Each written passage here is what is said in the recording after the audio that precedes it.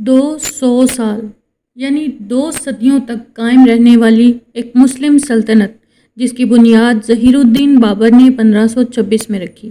یہ جنوبی ایشیا کے جدید دور کی ابتدائی سلطنت تھی۔ مغل بادشاہ ظہیر الدین بابر اور سلطان ابراہیم لودھی شاہ کے درمیان 1526 میں پانی پت کے میدان میں ایک جنگ ہوئی۔ سلطان ابراہیم کی فوج 1,00,000 جوانوں پر مشتمل تھی اور بابر کے ساتھ صرف 12,000 آدمی تھے، مگر بابر خود ایک تجربہ کار سپہ سالار اور فن حرب سے اچھی طرح واقف تھا۔ سلطان ابراہیم کی فوج نے زبردست مقابلہ کیا، مگر سلطان میدان جنگ میں ناکام ہوا اور اس کی فوج تتر بتر ہو گئی۔ مغلیہ سلطنت اپنے عروج میں تقریباً پورے برِ صغیر پر حکومت کرتی تھی، یعنی افغانستان میں کابل سے لے کر کشمیر، لاہور، ملتان، ٹھٹھہ، بھارتی گجرات، اجمیر، دہلی، آگرہ، مالوا، لکھنؤ، بہار، بنگال، الہ آباد، گوندوانا، اسیر گڑھ، احمد آباد، احمد نگر، اڑیسہ، حیدرآباد، وجے نگر، بیجاپور، یہ سب ریاستیں مغلوں کی سلطنت کا حصہ تھیں۔ مغلیہ سلطنت کا سب سے سنہرا دور اورنگزیب کا دور تھا۔ اس دور میں یہ سلطنت دنیا کی سب سے بڑی معیشت تھی، جس کی 25% GDP تھی۔ اس سلطنت کی آبادی دنیا کی آبادی کا 1/4 تھی اور اس کا رقبہ 12 لاکھ مربع میل سے زیادہ تھا۔ آج ہم آپ کو مغل شہنشاہوں کا تعارف اور ان کے دور حکومت کے بارے میں تفصیل سے بتائیں گے۔ ویڈیو کو آخر تک ضرور دیکھیں کیونکہ اس تاریخ سے ہمیں ایک قوم ہونے کے ناطے بہت سے اسباق حاصل ہوں گے۔ مغلیہ سلطنت کے حکمرانوں کو خاندان مغول یا سلسلہ مغل یا آل تیموری بھی کہا جاتا ہے۔ اس میں سب سے پہلا نمبر ظہیر الدین محمد بابر کا ہے۔ ظہیر الدین محمد بابر ہندوستان میں مغل سلطنت کا بانی تھا۔ انہیں ماں پیار سے بابر شیر کہتی تھی۔ اس کا باپ عمر شیخ مرزا فرغانہ کا حاکم تھا۔ باپ کی طرف سے تیمور اور ماں نگار خانم کی طرف سے چنگیز خان کی نسل سے تھا۔ اس طرح اس کی رگوں میں 2 بڑے فاتحین کا خون تھا۔ 12 برس کی عمر میں بابر کے باپ کا انتقال ہو گیا۔ چچا اور ماموں نے شورش برپا کر دی، جس کی وجہ سے 11 برس تک پریشان رہا۔ کبھی تخت پر قابض ہوتا اور کبھی بھاگ کر جنگلوں میں روپوش ہو جاتا۔ بالآخر 1504 میں بلخ اور کابل کا حاکم بن گیا۔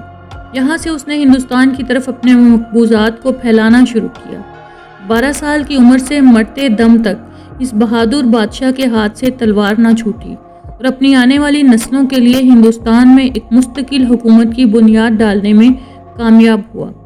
تو اس کے بابری اور اس کی مشہور تصنیف ہے، جس سے پتہ چلتا ہے کہ وہ نہ صرف تلوار کا دھنی تھا بلکہ قلم کا بھی بادشاہ تھا۔ نصیر الدین محمد ہمایوں۔ بابر کی وفات کے بعد نصیر الدین ہمایوں 29 دسمبر 1530 کو تخت نشین ہوا۔ بابر کی آخری علالت کے دوران وزیر اعظم نظام الدین خلیفہ نے سازش کی کہ مہدی خواجہ ہمایوں کے بہنوئی کو تخت پر بٹھا دیا جائے، لیکن بابر نے پہلے ہی عمرہ کو وصیت کی کہ وہ ہمایوں کو تخت نشین کریں اور اس سے وفاداری نبھائیں۔ اس طرح بابر کی وفات پر ہمایوں تخت نشین ہوا۔ بابر نے بستر مرگ پر ہمایوں کو یہ وصیت کی تھی کہ وہ اپنے بھائیوں سے فیاضانہ سلوک کرے، اور ہمایوں نے تخت نشین ہوتے ہی کچھ زیادہ فیاضی کا مظاہرہ کیا۔ اس نے اپنی سلطنت بھائیوں میں تقسیم کر دی۔ اس نے کامران مرزا کو کابل اور قندھار، ہندال کو میوات اور عسکری کو سنبھل کا علاقہ بطور جاگیر دے دیا۔ اپنے چچیرے بھائی سلیمان مرزا کو بدخشاں کا علاقہ عطا کیا۔ ہمایوں کے اس فیاضانہ سلوک کے باوجود اس کے بھائی مطمئن نہ ہوئے اور انہوں نے ہمایوں کا ساتھ دینے کی بجائے اس کے لیے مشکلات پیدا کی۔ کامران نے بعد میں پنجاب پر قبضہ کر لیا۔ شیر شاہ سوری نے ہمایوں کو ہندوستان سے بھاگنے پر مجبور کر دیا۔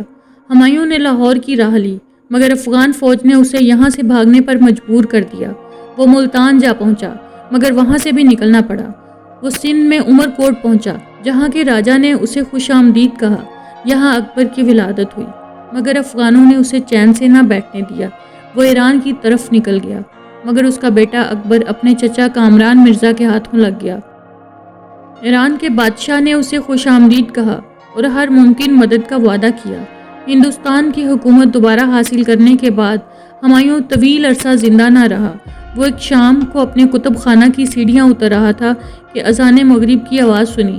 وہ سیڑھیوں پر ہی رک گیا، مگر بدقسمتی سے اس کی لاٹھی پھسل گئی اور وہ سیڑھیوں سے گر کر شدید زخمی ہو گیا، اور انہی زخموں سے اس کا انتقال ہو گیا۔ مشہور یورپی مورخ لین پول کے مطابق اس نے تمام عمر ٹھوکریں کھائی اور بالآخر ٹھوکر کھا کر مر گیا۔ جلال الدین اکبر۔ جلال الدین اکبر سلطنت مغلیہ کے تیسرے فرمانروا ہمایوں کا بیٹا تھا۔ ہمایوں نے اپنی جلا وطنی کے زمانے میں سندھ کے تاریخی شہر دادو کے قصبے پاٹ کی عورت حمیدہ بانو سے شادی کی تھی۔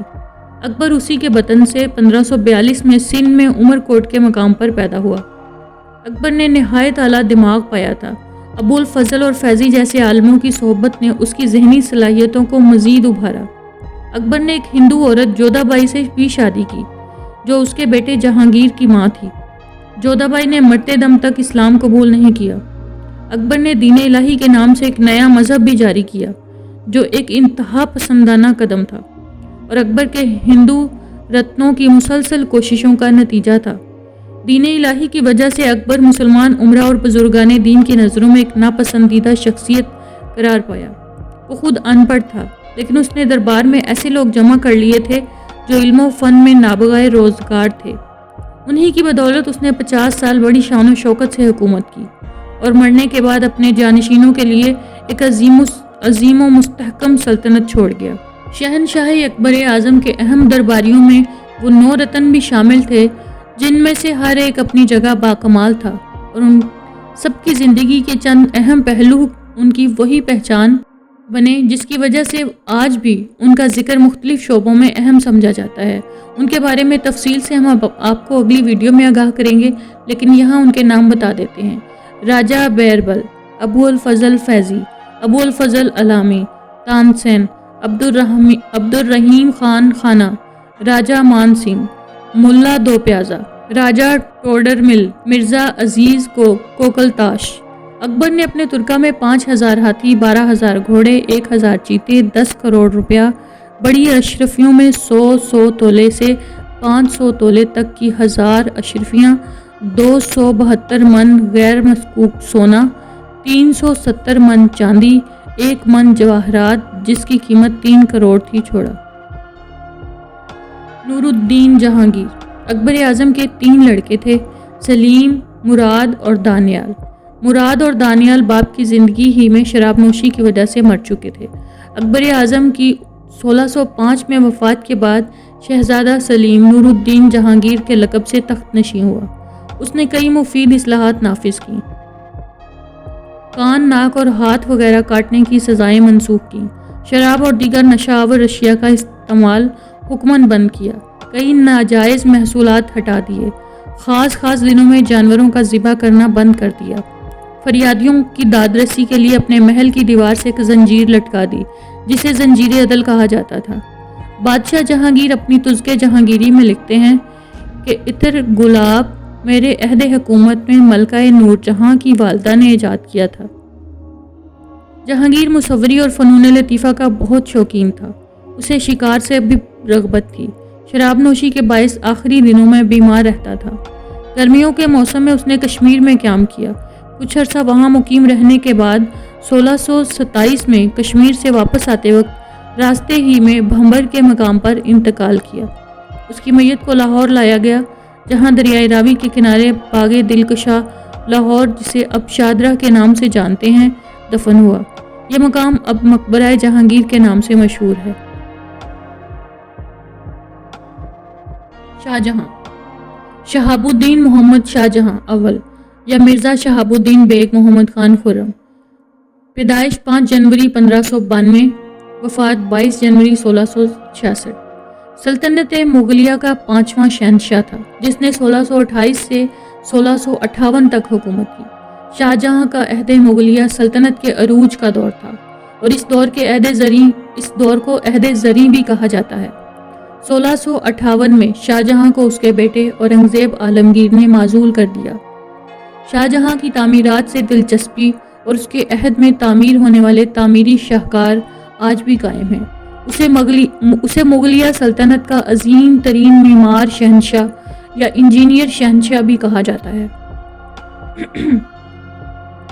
اسے مغلیہ سلطنت کا عظیم ترین معمار شہنشاہ یا انجینئر شہنشاہ بھی کہا جاتا ہے۔ شاہجہاں کی وجہ شہرت تاج محل اور ممتاز محل سے اس کی محبت کی داستانیں ہیں۔ 1630 سے 1632 کے وسطی عرصے میں دکن میں قحط پڑا۔ گجرات خاندیش میں فصلیں تباہ ہو گئیں، جس سے 2 لاکھ کے قریب افراد قلت خوراک کے باعث جاں بحق ہوئے۔ شاہجہاں نے ہنگامی بنیاد پر لنگرخانے تشکیل دیے تاکہ دکن کی آبادی پر تیزی سے قحط پر قابو پایا جا سکے۔ شاہجہاں طلوع آفتاب سے 2 گھنٹے قبل بیدار ہوتا، خود وضو کر کے خلوت گاہ سے متصل مسجد میں فجر کی نماز سنت اور پھر نماز فرض ادا کرتا۔ اس کے بعد دعائیں اور وظائف ادا کرتا اور اس تسبیح خوانی سے فراغت کے بعد حرم صراع میں آ جاتا۔ طلوع آفتاب کے وقت دریائے جمنا کے رخ مشرقی دریچے میں جھروکے میں بیٹھ کر عوام کو درشن دیتا تھا۔ شاہجہاں نے سن 1658 سے 1666 تک آگرہ کے قلعہ میں نظر بندی کی مدت میں گزارے۔ شاہجہاں قلعہ آگرہ میں نظر بند تھے، اس کے باوجود ان کے فیض و کرم کا دروازہ کھلا رہا۔ ضرورت مند ہمیشہ ان تک پہنچ کر ان کے جود و احسان سے فیضیاب ہوئے۔ اورنگزیب عالمگیر یا محی الدین محمد مغلیہ سلطنت کا چھٹا شہنشاہ تھا، جس نے 1658 سے 1707 تک حکومت کی۔ وہ مغلیہ سلطنت کا آخری عظیم الشان شہنشاہ تھا۔ اس کی وفات سے مغل سلطنت زوال کا شکار ہوگی۔ اورنگزیب عالمگیر کے دور میں ہندوستان دنیا کا امیر ترین ملک تھا اور دنیا کی کل GDP کا 1/4 حصہ پیدا کرتا تھا، جبکہ اسی دوران انگلستان کا حصہ صرف 2% تھا۔ مغل بادشاہوں میں اورنگزیب عالمگیر پہلے بادشاہ ہیں جنہوں نے قرآن شریف حفظ کیا اور فارسی مضمون نویسی میں نام پیدا کیا۔ اس کے علاوہ گھڑ سواری، تیر اندازی، فنون سپاہ گری میں بھی کمال حاصل کیا۔ 17 برس کی عمر میں 1636 دکن کا صوبے دار مقرر ہوئے۔ اس دوران میں اس نے کئی بغاوتوں کو فروغ کیا اور چند نئے علاقے فتح کیے، بلکہ ازبکوں کی سرکوبی جس جواں مردی سے کی، اس کی مثال تاریخ عالم میں مشکل سے ملے گی۔ اورنگزیب ابو المظفر محی الدین کے لقب سے تخت پر بیٹھا۔ اس نے ہندوؤں اور مسلمانوں کی فضول رسمیں ختم کی اور فحاشی کا انسداد کیا اور خوبصورت مقبروں کی تعمیر و آرائش ممنوع قرار دی۔ قوال نجومی شاعر موقوف کر دیے گئے، شراب، افیون اور بھنگ بند کر دی گئی، درشن جھروکا کی رسم ختم کی اور بادشاہ کو سلام کرنے کا اسلامی طریقہ رائج کیا۔ سجدہ کرنا اور ہاتھ اٹھانا موقوف ہوا۔ سکوں پر کلمہ لکھنے کا دستور بھی ختم ہوا۔ کھانے کی جنسوں پر ہر قسم کے محصول ہٹا دیے۔ 1665 میں آسام، کوچ بہار اور چٹاگانگ فتح کیے اور پرتگیزی اور فرنگی بحری قزاقوں کا خاتمہ کیا۔ 1666 میں سرحد کے شاعر خوشحال خان خٹک کی شورش اور متھرا اور علی گڑھ کے نواح میں جاٹوں کی غارت گری ختم کی۔ عالمگیر احمد نگر میں بیمار ہوا اور 3 مارچ 1707 کو 90 برس کی عمر میں فوت ہوا۔ وصیت کے مطابق اسے خلد آباد میں دفن کیا گیا۔ خلد آباد سے قریب ایک مقام ہے جس کا نام اورنگ آباد ہے۔ اورنگ آباد میں اورنگزیب کی مختلف یادگاریں آج بھی محفوظ ہیں۔ بڑا متقی، پرہیزگار، مدبر اور اعلیٰ درجے کا منتظم تھا۔ خزانے سے ذاتی خرچ کے لیے ایک پائی بھی نہ لی۔ قرآن مجید لکھ کر ٹوپیاں سی کر گزارا کرتا تھا۔ سلجھا ہوا ادیب تھا۔ محمد اعظم شاہ ایک قلیل مدت کے لیے 14 مارچ 1707 سے 8 جون 1707 تک برائے نام مغل شہنشاہ تھا۔ وہ اورنگزیب عالمگیر کا سب سے بڑا بیٹا تھا۔ بہادر شاہ اول مغلیہ سلطنت کا 7واں شہنشاہ تھا، جس نے ہندوستان پر 1707 سے 1712 تک حکومت کی۔ اس کا اصل نام قطب الدین محمد معظم تھا، جبکہ اس کے والد اورنگزیب عالمگیر نے اسے شاہ عالم کا خطاب دیا تھا۔ ملا ابو سعید آپ کے استاد تھے۔ جہاندار شاہ یا مرزا معز الدین بیگ محمد خان مغلیہ سلطنت کا 8واں مغل شہنشاہ تھا، جس نے 1712 سے 1713 کے درمیان 11 مہینے حکومت کی۔ فروخ سیر شہزادہ معین الدین محمد فروخ سیر شہزادہ عظیم الشان حاکم بنگال کے ساتھ بنگال میں مقیم تھا۔ 1712 میں بادشاہ شاہ عالم اول کی وفات کی خبر سن کر عظیم الشان نے فروخ سیر کو بنگال میں اپنا قائم مقام مقرر کیا اور خود تخت دہلی کے حصول کے لیے اپنی فوج کے ہمراہ روانہ ہوا۔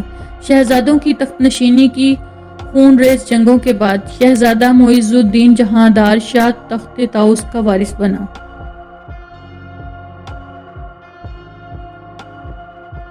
جہاندار شاہ نے اپنے 1 سال سے کم مختصر دور حکومت میں لاتعداد مغل شہزادے موت کے گھاٹ اتار دیے۔ اسی اثنا میں جہاندار شاہ نے فروخ سیر کی گرفتاری کے لیے بنگال کی طرف فوج روانہ کرنے کا حکم صادر کر دیا۔ یہ خبریں بنگال بھی پہنچ گئیں، جس سے فروخ سیر، اس کی والدہ اور دیگر بہن بھائیوں میں خوف کی لہر دوڑ گئی، کیونکہ وہ دیگر رشتہ داروں کے حشر دیکھ چکے تھے۔ فروخ سیر نے نہایت سوچ بچار کے بعد طاقتور امرا سے مدد حاصل کرنے کا فیصلہ کیا۔ چنانچہ شہزادہ فروخ سیر نے 11 جولائی 1713 کو معز الدین جہاندار شاہ کو شکست دے کر مغلیہ سلطنت کی باغ دوڑ سنبھال لی۔ فروخ سیر کو حکومت سید برادران کی وجہ سے ملی تھی، اس لیے وہ ان کے ماتحت تھا۔ تمام امور سلطنت ان کے مشوروں سے سر انجام دیے جاتے۔ کچھ عرصہ بعد فروخ سیر نے ان کا زور اور طاقت توڑنے کی کوشش کی۔ رفیع الدرجات 10واں مغل شہنشاہ، جو رفیع الشان کا بیٹا اور عظیم الشان کا بھتیجا تھا، وہ فروخ سیر کے بعد مغلیہ سلطنت کے تخت پر بیٹھا۔ شاہ جہاں ثانی، جس کا پیدائشی نام رفیع الدولہ مغلیہ سلطنت کا 11واں شہنشاہ تھا، وہ اپنے بھائی رفیع الدرجات کے بعد تخت پر بیٹھا۔ محمد شاہ المعروف محمد شاہ رنگیلا، روشن اختر نصیر الدین شاہ مغلیہ سلطنت کا 14واں بادشاہ۔ محمد شاہ اورنگزیب عالمگیر کے بعد قیادت اور سیاسی ابتری کے بحران میں طویل المدت بادشاہ گزرا ہے۔ محمد شاہ رنگیلا نے اپنی مدت حکومت کا زیادہ تر وقت عیش و نشاط پرستی میں گزارا۔ سلطنت مغلیہ کے زوال کا پہیہ، جو اورنگزیب عالمگیر کے بعد سے چلنا شروع ہو چکا تھا، اس کا صدبات محمد شاہ کے 27 سالہ طویل دور میں کیا جا سکتا تھا، مگر بدقسمتی کے بادشاہ کی عیش پسندی اور بے فکری کے سبب نظم و نسق کی ذمہ داری وزراء کے کاندھوں پر تھی، جن کی سیاسی چشمک نے ملک کو سیاسی اور اقتصادی بحران سے دوچار کر رکھا تھا۔ نظام الملک آصف جاہ نے، جو ایک مخلص امیر تھا، حالات پر قابو پانے کی بہت کوشش کی، مگر وہ بھی مایوس ہو کر دکن واپس چلا گیا۔ مرہٹوں اور سکھوں کی بغاوت، جسے اورنگزیب عالمگیر نے کچل کر رکھ دیا تھا، دوبارہ سر اٹھانے لگی، لیکن محمد شاہ ان سے بے خبر عیش و طرب میں وقت گزارتا رہا۔ وہ روز 5 نئے لوگوں کو وزیر بناتا تھا اور 150 لوگوں کو شاہی خلعت پیش کرتا تھا، اور اگلے ہی دن یہ وزارتیں اور یہ خلعتیں واپس لے لی جاتی۔ وہ طوائفوں کے ساتھ دربار میں آتا تھا اور ان کی ٹانگوں، بازوؤں اور پیٹ پر لیٹ کر کاروبار سلطنت چلاتا تھا۔ وہ قاضی شہر کو شراب سے وضو کرنے پر مجبور کرتا تھا، اور اس کا حکم تھا کہ ہندوستان کی ہر خوبصورت عورت بادشاہ کی امانت ہے، اور جس نے اس امانت میں خیانت کی، اس کی گردن مار دی جائے گی۔ اور اس نے اپنے دور میں اپنے عزیز ترین گھوڑے کو وزیر مملکت کا اسٹیٹ دے دیا، اور یہ گھوڑا شاہی خلعت پہن کر وزراء کے ساتھ بیٹھتا تھا۔ محمد شاہ رنگیلا کثرت شراب نوشی کے باعث 26 اپریل 1748 کو انتقال کر گیا۔ جنگ کرنال میں بھی یہی ہوا، اور محمد شاہ کو اس کی ناتجربہ کاری اور کمزور جنگی حکمت عملی کے سبب شکست فاش ہوئی۔ محمد شاہ گرفتار ہو کر نادر شاہ کے ساتھ دلی میں داخل ہوا۔ اب مغل خزانوں کی چابی نادر شاہ کے ہاتھ تھی۔ اہلیان شہر کی بغاوت اور نادری فوجیوں کے قتل کے واقعہ پر نادر شاہ نے قتل عام کا حکم دیا، اور دلی میں لوٹ مار اور غارت گری شروع ہوئی۔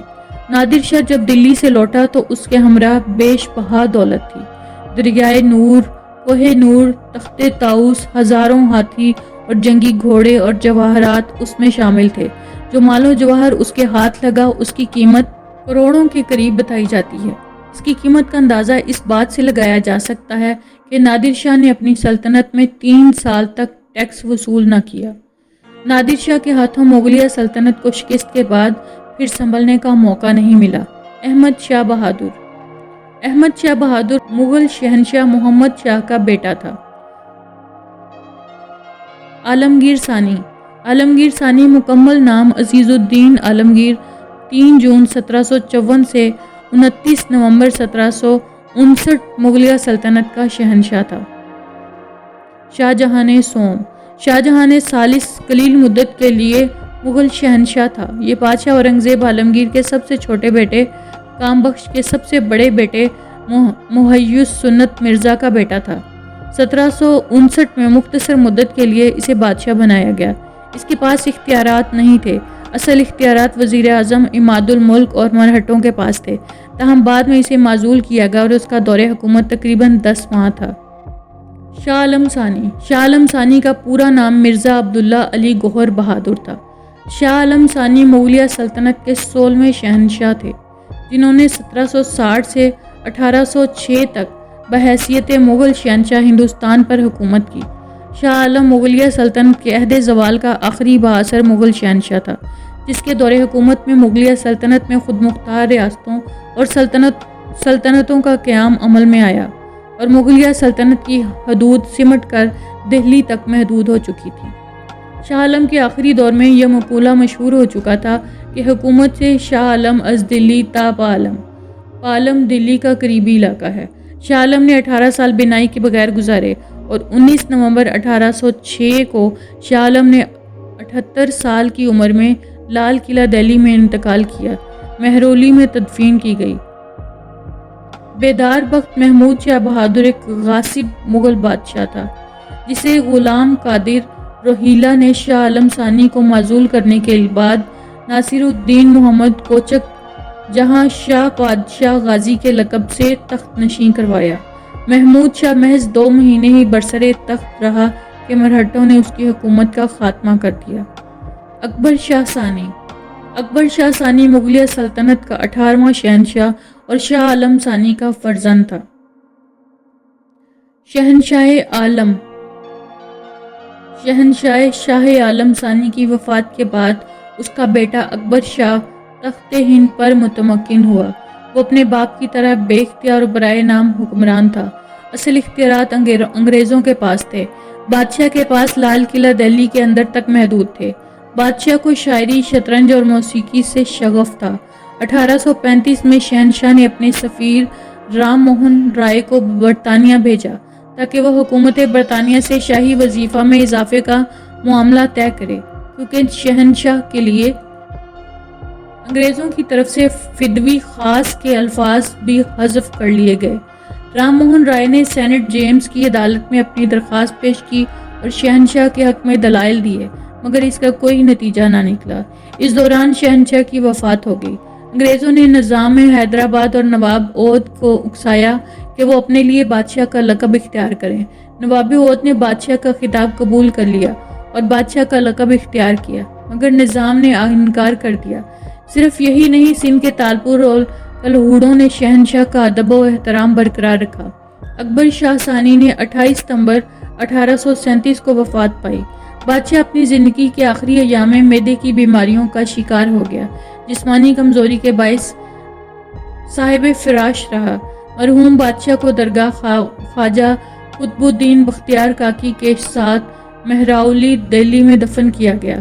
مزار سنگ مرمر کا بنا ہوا ہے، جہاں مغل بادشاہ بہادر شاہ اول اور شاہ عالم ثانی بھی مدفون ہیں۔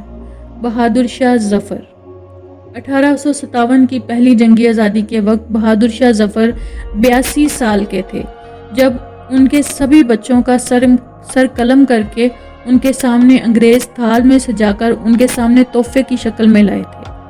میجر ہڈسن نے ان کے 4 لڑکوں مرزا غلام، مرزا خضر سلطان، مرزا ابوبکر اور مرزا عبداللہ کو بھی قید کر لیا۔ میجر ہڈسن نے سبھی 4 صاحبزادوں کا سر کاٹا اور ان کا گرم خون چلو سے پی کر ہندوستان کو آزاد کرنے کی چاہ رکھنے والوں سے انگریزوں کے تئیں جنگ اور بغاوت کو جاری رکھنے کا خطرناک وحشیانہ عہد کو جاری رکھا۔ بہادر شاہ ظفر نے اپنے بیٹوں کے کٹے ہوئے سروں کو اپنے ہاتھوں میں لے کر درد بھرے الفاظ میں ان کے لیے دعا کرتے ہوئے کہا، تیمور کی اولاد ایسے ہی سرخرو ہو کر باپ کے سامنے اپنا فرض ادا کرتے ہیں۔ اس کے بعد شہزادوں کے دھڑ کو کوتوالی کے سامنے اور کٹے ہوئے سروں کو خونی دروازے پر لٹکا دیا گیا۔ بہادر شاہ ظفر نے انگریزوں کی داستان کے لیے 1857 کی پہلی ہندوستانی جنگ کی اگوائی کی۔ انگریز سیناپتی نے انہیں دھوکے سے قتل کرنے کے لیے بلوایا اور گرفتار کر کے رنگون بھیج دیا۔ بہادر شاہ ظفر مغل خاندان کے آخری بادشاہ تھے۔ اگست 1858 میں برطانوی پارلیمنٹ نے اعلان ملکہ وکٹوریہ کے ذریعے ایسٹ انڈیا کمپنی کا خاتمہ کر کے ہندوستان کو تاج برطانیہ کے سپرد کر دیا۔ اس جنگ کے بعد خصوصاً مسلمان زیر اتاب آئے، جبکہ ہندوؤں نے مکمل طور پر انگریز سے مفاہمت کر لی۔ یوں مسلمانوں پر جدید علم کے دروازے بند کر دیے گئے اور خود مسلمان بھی نئی دنیا سے دور ہوتے چلے گئے۔ ایسے میں سر سید جیسے لوگ سامنے آئے جنہوں نے اس جنگ آزادی کے وجوہات پر روشنی ڈالی اور انگریزوں پر زور دیا کہ ہندوستانیوں میں موجود احساس محرومیوں کو دور کر کے ہی انگریز یہاں حکومت کر سکتا ہے۔ سر سید نے مسلمانوں میں تعلیمی انقلاب لانے کے لیے کالج اور یونیورسٹی قائم کی۔ اس جنگ آزادی میں ہندو اور مسلمان مل کر ہندوستان کے لیے لڑے، لیکن اس کے بعد انگریز کی سازش اور کچھ ہندوؤں کے رویے کی وجہ سے مسلمان اور ہندو الگ الگ قوموں کی صورت میں بٹ گئے۔ یوں پہلی مرتبہ دو قومی نظریے کی بنیاد پڑی۔ 18ویں صدی میں مغل سلطنت کا اقتدار تیزی سے ختم ہوا اور آخری شہنشاہ بہادر شاہ دوم کو 1857 میں برطانوی راج کے قیام سے معزول کر دیا گیا۔ انگریزوں نے مغلیہ سلطنت کو جنگ آزادی ہند 1857 میں شکست دینے کے بعد مکمل طور پر قبضہ کر لیا اور خاندان مغول کو برطرف کر دیا۔ امید ہے آپ کو مغلیہ سلطنت کے بارے میں بنائی گئی یہ ویڈیو پسند آئی ہوگی۔ مستقبل میں ہمارا منصوبہ ہے کہ ہر شہنشاہ کی تاریخ پر ایک مفصل ویڈیو بنا کر آپ کی خدمت میں پیش کریں۔ ہماری اس کاوش کو لائک کیجیے گا اور دوستوں کے ساتھ شیئر بھی کیجیے گا۔ پھر ملیں گے اگلی ویڈیو میں۔ خدا حافظ۔